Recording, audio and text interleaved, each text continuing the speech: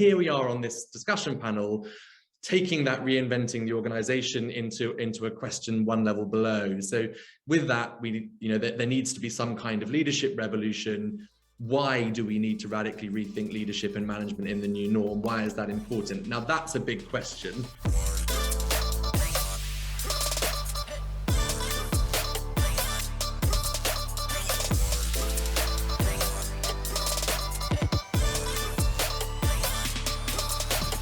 We're going to move now straight into our discussion panel.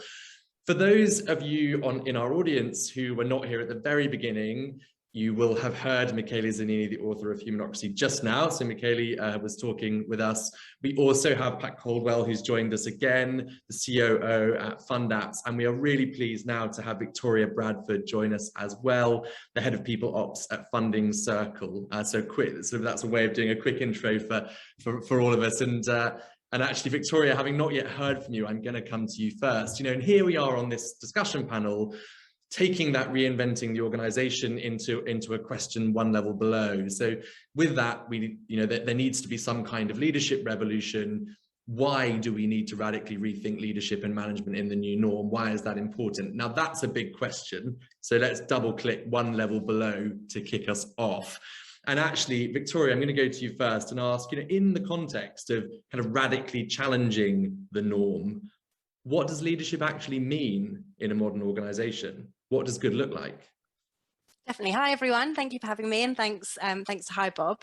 So I think what I'm going to talk about is just this concept of lazy leadership and lazy management. I know that's quite a strong term to use. And I think we were seeing a shift towards this not being an acceptable way to lead pre-pandemic anyway. But the pandemic has obviously sped everything up in this new normal, future of work, et cetera, et cetera. And we're at a point now where the old sort of leadership tactics of leading by fear in that hierarchy of power that you've got in a corporate environment just doesn't work anymore. Lazy leadership relies on building rapport through social interactions, so be it in the coffee queue or at the water cooler or in the pub after work. And if you're not seeing your employees on a day-to-day basis, you can't rely on that anymore. You've got to be carving out time and actually having a conversation human to human with your employees to find out who they are. And I think that as well really links into this whole concept of performance reviews. So I was taking some notes while you were talking about that, Michele, because I think, again, we get to this point where managers particularly can feel that come the end of the year, actually, yeah, I can just tell this person how they've done. I've caught up with them loads of times in the office. We're always having a chat when we're getting our lunch. But actually, now that you're not seeing them every day, when you have a one-to-one with them, it's a precious time. And you need to be using that time to have those conversations and to learn how to manage performance without seeing someone chained to their desk.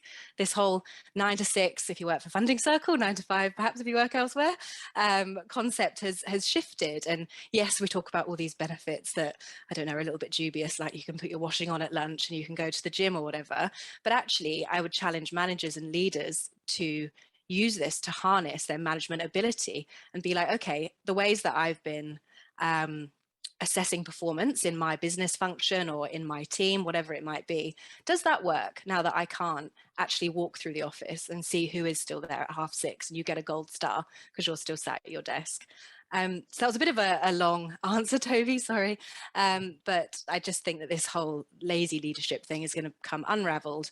And those who are true leaders, who truly believe in people and trust their people to do good jobs, will get that trust in return. And subsequently, those who don't operate in that way perhaps might not be so successful in this new normal. It's almost like you're saying, you've got to invest in having those deeper level connections, because the tokenism that you're categorizing under lazy leadership just won't cut it anymore. I'm interested to hear from you, Pat, with this idea of lazy, when you think about your organization, can you think of examples of that? Like, did that lazy leadership trigger anything with you? I think my grin while Victoria was explaining that might have given it away, but yeah, it's obviously, it's a harsh, but I think relevant way of putting it. I think the piece we might have, if I look at our growth journey over the last 4 years, we get this concept called an accidental leader. And as teams grow out, I mean, we must have seen this within Funding Circle as well. As teams grow out, you end up with, you might get 8 developers on a team. And then you realize then that that's too much scope for this, idea of a manager. And so you promote your best developer. And they go into this team leadership position and then fundamentally realize, like the first time I stepped into a leadership position, that we haven't got a clue what we're doing. And we're making it up as we go. And I think that actually encourages the lazy leadership. I'm not sure we've ever stepped back and truly said, what is the leadership that's actually needed within this team and within this company? How do we actually assess someone's skills to be able to do that? And just because somebody might be the best person on the floor in a manufacturing plant, the best person on a mine site, the best developer in a team, that doesn't necessarily mean that they're going to be successful in that role. So I think we've created lazy leaders, and I can take some accountability for that as a mostly former HR person. Is that I think we created the problem, and now we just need to call it out and fix it. And I think that's a good, sorry, Toby, just to jump in on that point, but I think that's a really good point as well about being scared of fixing problems. I don't think that's necessarily an HR problem to solve. I think that's HR in collaboration with other business leaders, but actually where you identify that you've got an unnecessary layer of middle management, or you've just got a management layer that doesn't work, not being afraid of pulling that rug out. Things aren't going to fall over. It's going to be okay. And actually you might be in a position where you're far more productive and you've got happier employees and the output is greater. But yeah. I love that. Michele, you showed that org structure with the 2 directors and the 900 people and the coaches and everything. The funny thing is that when we think of leader, we automatically assume that those 2 directors are the leaders. But in actual practices, in terms of who's inspiring work to be done, who might be making decisions, who's leading that communication interface, there's probably, I'm just going to take a guess, 50 of those 900 people demonstrating leadership. We just don't call them leaders, and maybe we need to redefine some of that as well. Yeah, it's such an important point, Pat. I mean, and by the way, those are 900 teams, so 16,000 people. Wow. And the teams don't really have a leader, so it's more than that.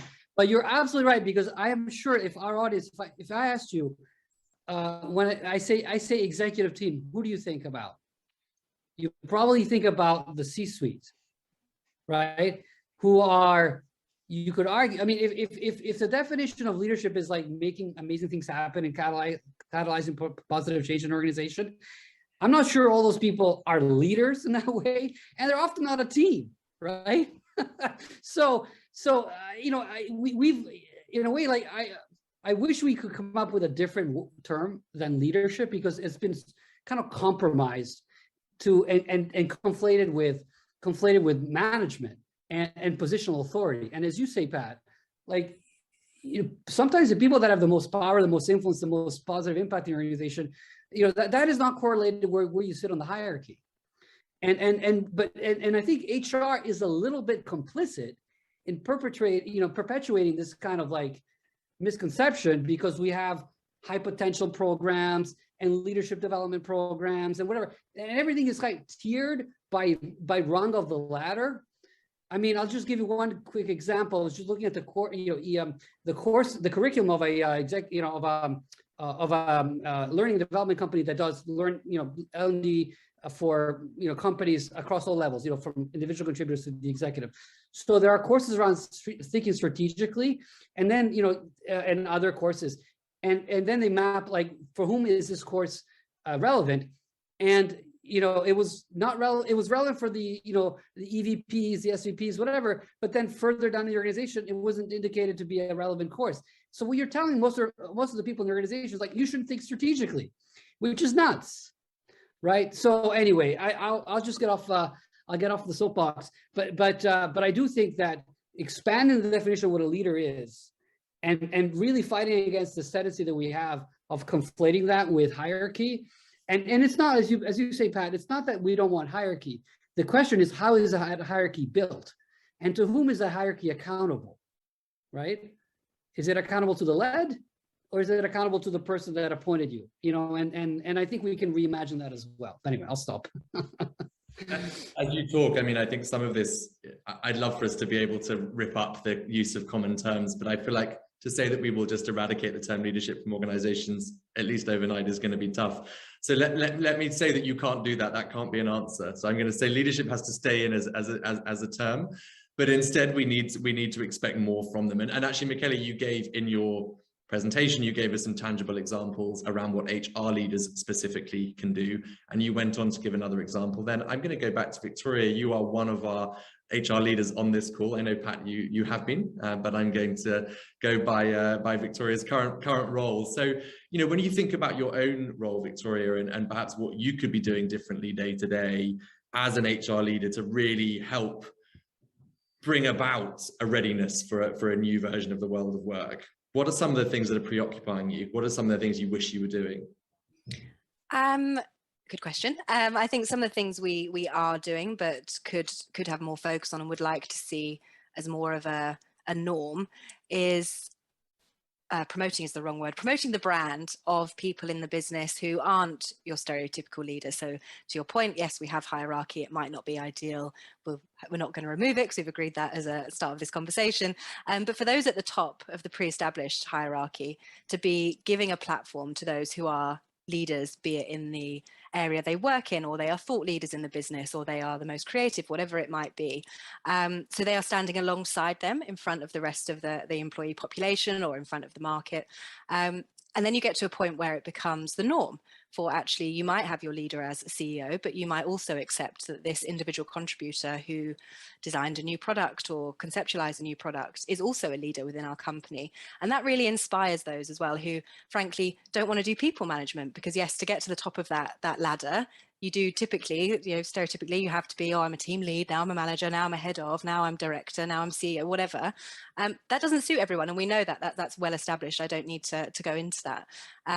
But just doing that would really make a difference. And I think that requires some vulnerability from the leaders that we typically have, and not necessarily at Funding Circle, not necessarily at FundApps, not necessarily at Hibob, but just across the industry. That takes vulnerability for people who are perhaps very well established in their careers, started their career wearing a suit and tie. You need to go to this university, and then you need to do this, and you need to do this, you need to earn your stripes. But for them to actually fast track people in their stripes, I think is the best way for that to happen.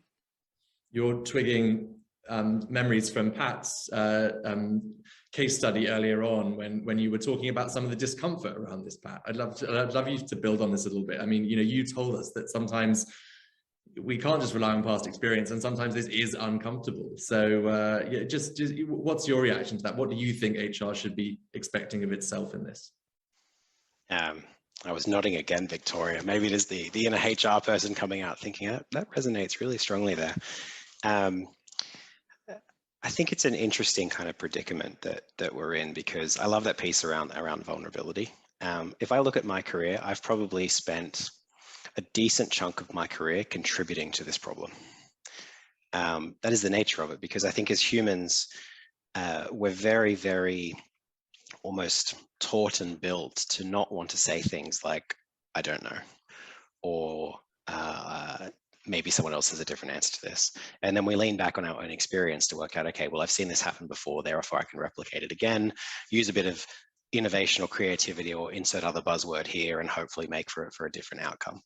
And the reality is that the challenges that we're facing are going to require a different type of leadership, a non-lazy leadership, a non-ADD manager to be able to solve these kind of things. I always take that hybrid work as the perfect example.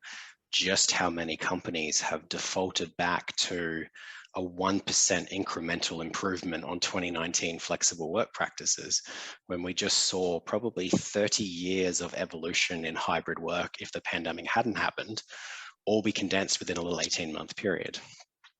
And we have to change that lens. I think it's not just a HR thing. HR can be blamed for lots of stuff simply because it's a people item. I think it's fundamentally a business item. It's fundamentally around designing work rather than roles.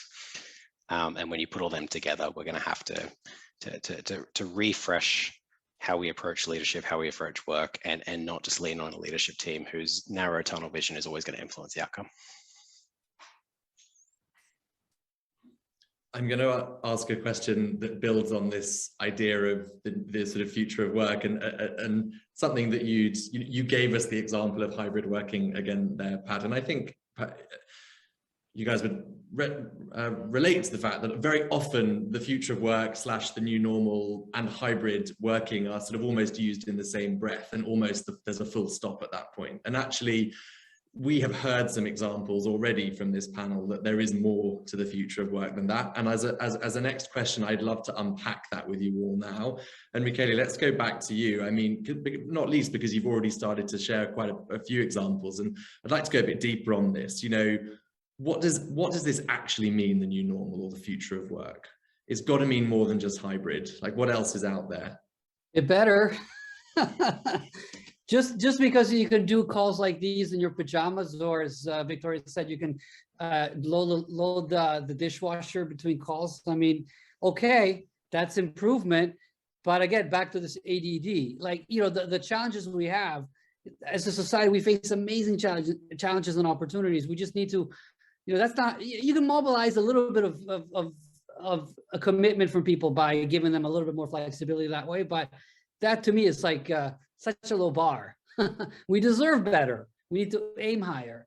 So, you know, I think, and I am a little bit frustrated that all the attention around the future of work is often reduced to this modality shift, which again, I don't want to be dismissive of it. It's significant. If you don't have to commute, if you can be at home, it's an advantage for sure. But again, first, it only applies to a fairly small, significant but small sample of the population. So like, you're not thinking about everybody else, like, you know, the 80% that has to show up at work because you can't be in a grocery store via Zoom, right? And attend to the customer. And second, you know, I think there are, you know, what needs to be done to really free people at work is create that that sense of ownership, which means giving people autonomy and discretion, but at the same time, it also means giving them the tools so that they can exercise that autonomy responsibly, the information so that they can do that in an intelligent way. And, you know, I mean, we talked about hierarchy being inevitable, and to some extent, it is of a certain kind. I mean, some people are just going to have, if for anything, going to have more say than other people. But again, I'll go back to this point. Like, to me, the fact that you have Hire with 84,000 people and Bertha with 16,000, and then there's one company that I've just recently written an article about called Vikusville, they're a Russian retailer, $2 billion company, 20,000 people, food retailer, 2 layers. So one needs to explain to me, like the owner should be on those who want 7, 8 layers to tell me why they need 7 or 8 layers, because it's obvious you can do it without, right? So I would almost like say, you know, say the default is these kinds of organizations that have shown a future that works, and you have to explain to me why we can't do that. And so kind of put the onus on those who want to keep the status quo, and really challenge them, hold their feet to the fire so that they can think a little bit more expansively about what could be.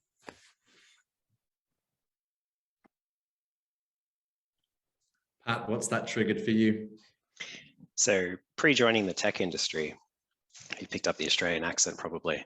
The first half of my career was in the Australian coal mining industry. So obviously worlds apart in terms of how work gets done and how teams are structured. And most people probably haven't been on a coal mine, but you have a production department, a maintenance department, an engineering department, a processing plant department, support functions, HR, safety, and everything like that.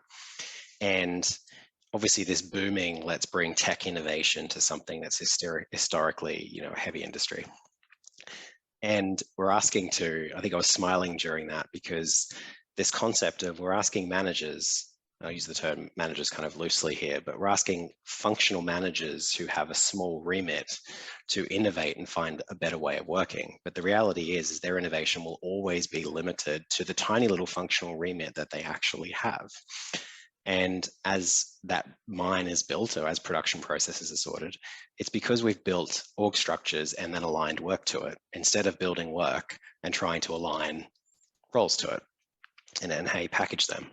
And I was giving you a good grin, Michele, during that, because I was taking this concept of a 3,500 person mine site that has probably 6 or 7 layers once you get down to frontline supervisors, and saying, okay, well, let's say we went in and took out everyone that was not on the front line of the coalface, pun intended, was not on the coalface of everything that happened there, and simply said that they need to self-organize. Obviously, there's probably a deeply philosophical bit around what will break really quickly in that case. But what would innovation look like if we removed the tunnel vision that small remit functional managers have? And coming back, Victoria, to your point around vulnerability, sometimes the answer to innovation is that, hey, my role may not be needed. Or maybe my role doesn't deliver value beyond my own sense of pride or ego. And maybe that's not such a bad thing, but that's hard. That's a pretty hard human response to get out of people. Something in that, there's a very personal reaction to that around how do we know if we're kind of getting this right? And I suppose if I think about that question a little bit differently, this isn't binary, it's a journey, of course. And I think what we've heard in some of the stories today is just how much that journey needs to rumble on in order to really kind of continue to push the bar forwards.